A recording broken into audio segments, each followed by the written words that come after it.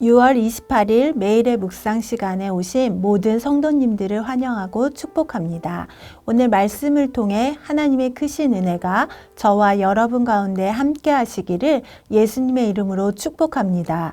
오늘 우리가 함께 나눌 하나님의 말씀은 시편 119편 97절부터 104절까지의 말씀입니다. 시편 119편은 성경 전체에서 가장 긴 장이며 동시에 하나님의 말씀의 탁월성과 능력을 가장 깊이 있게 노래하는 말씀입니다. 시편 기자는 하나님의 율법, 계명, 규례, 법도, 말씀을 반복해서 언급하면서 하나님의 말씀이 단순한 종교적 교훈이 아니라 하나님의 백성을 살리는 생명의 능력임을 선포하고 있습니다. 말씀은 하나님의 임재의 통로입니다.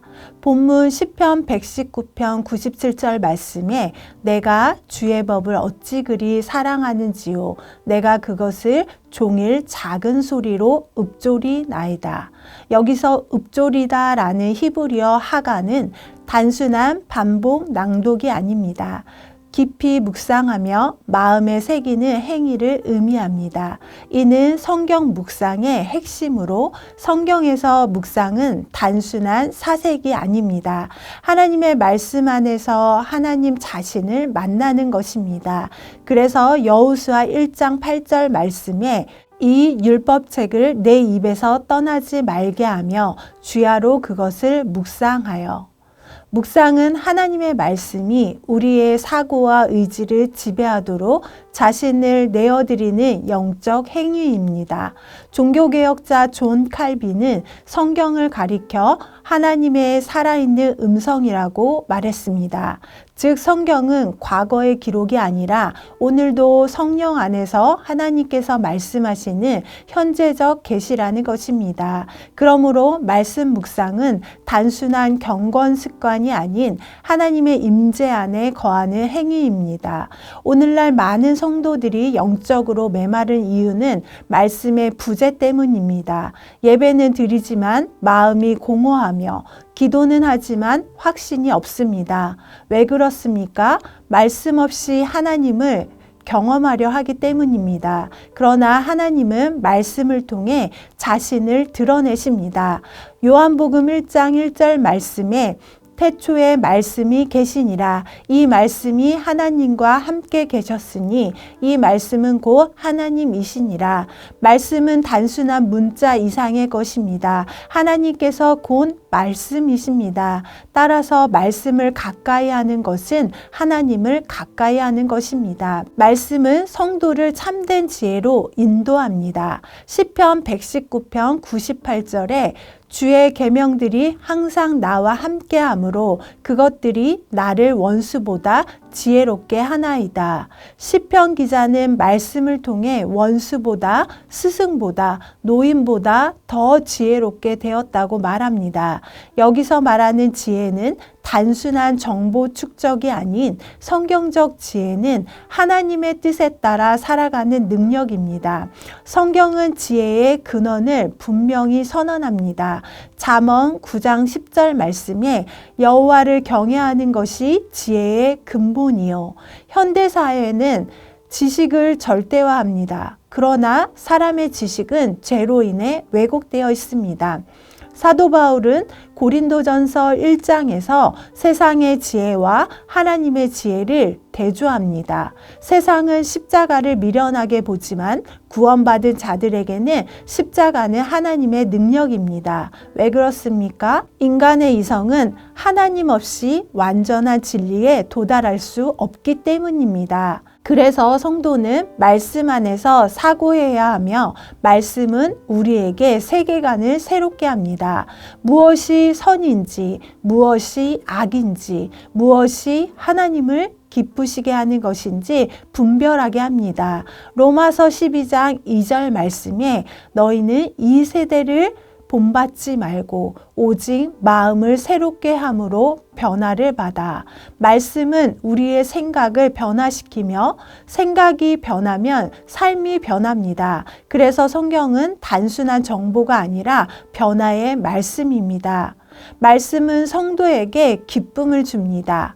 한 양봉과 제럿의 얼굴에 웃음이 나게 하려면 키우는 벌들에 대해 물어보면 됩니다. 그는 양봉에 대한 이야기를 할 때면 대화에 활력이 넘치고 특히 신선한 황금빛 꿀의 달콤한 맛은 일품입니다. 시편 119편 103절 말씀에 주의 말씀의 맛이 내게 어찌 그리 단지요 내 입의 꿀보다 더 단이이다.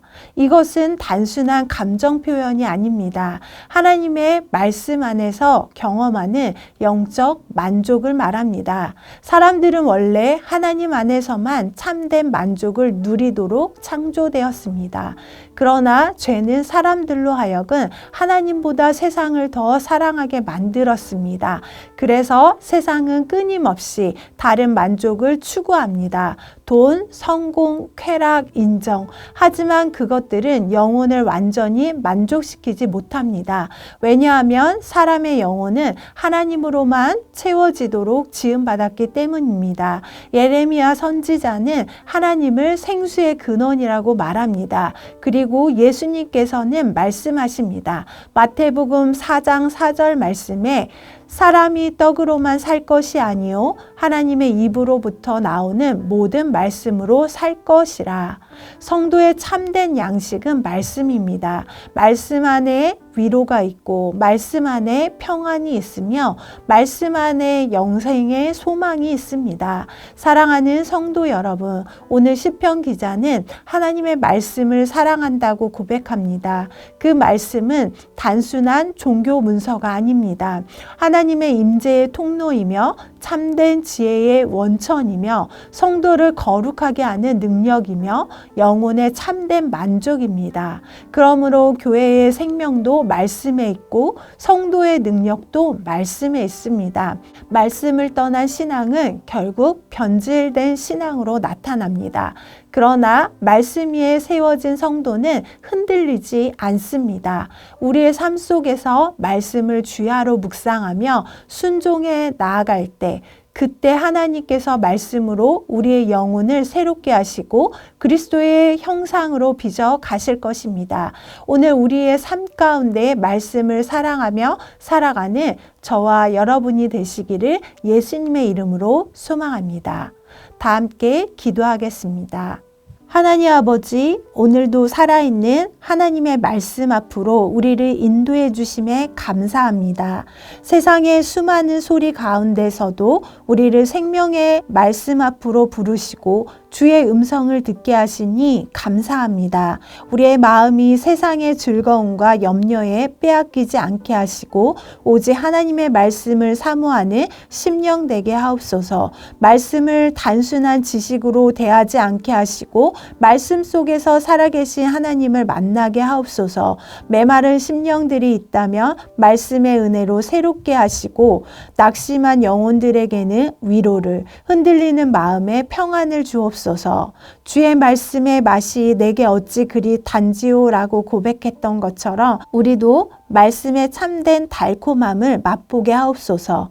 말씀 위에 굳게 서서 흔들리지 않는 성도 되게 하시며 우리의 가정과 교회가 말씀 위에 세워지게 하옵소서. 오늘도 우리 안에 말씀으로 역사하시는 주님을 기대하며 우리를 진리 가운데 인도하시는 예수 그리스도의 이름으로 기도드립니다. 아멘.